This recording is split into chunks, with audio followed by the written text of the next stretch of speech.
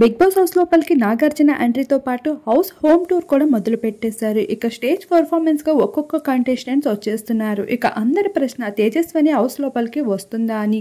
అయితే big boss యాజమాన్యం తేజస్వినికి approach అవగా తానైతే గతంలో అమర్దీప్ కి ఎదురైన చేదు సంఘటనల నుండి బయట పడలేకపోతుందని, ఈసారి వస్తే మరోసారి దెబ్బ అవుతుందా అన్న ఆలోచనలో ఉన్న తేజస్వినికి బిగ్ బాస్ భారీ మొత్తాన్ని డబ్బుని చెల్లించడంతో పాటు తన కోసం బంపర్ ఆఫర్ పెట్టేశారు, వైల్డ్ కార్డ్ అంటూ.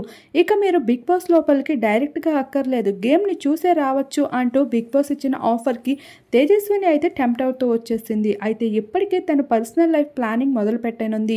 ఇక ఈ ఏడాది బిగ్ బాస్ లోపలికి రాలేకపోయినట్లు అయితే తన పర్సనల్ లైఫ్ పైన కాన్సన్ట్రేషన్ మొత్తం పెట్టాల్సి వస్తుందని, ఈసారి ఖచ్చితంగా తేజస్విని అయితే హౌస్ లోపలికి వైల్డ్ కార్డ్ ద్వారా ఎంట్రీ వచ్చే అవకాశాలు ఉన్నాయి. అయితే ఇప్పటికే చాలామంది ట్రోలింగ్స్లోని అలానే ట్రెండింగ్లో ఉన్న సెలబ్రిటీస్ని ఈసారి హౌస్ లోపలికి తెచ్చేస్తున్నారు.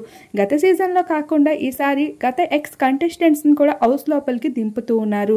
ఇక ఈసారి బిగ్ బాస్ తెలుగు మాత్రమే కాదు, హిందీని కూడా యాడ్ చేసేస్తూ మనందరికీ నాన్ స్టాప్ ఎంటర్టైన్మెంట్ అయితే ఇచ్చేబోతున్నారు.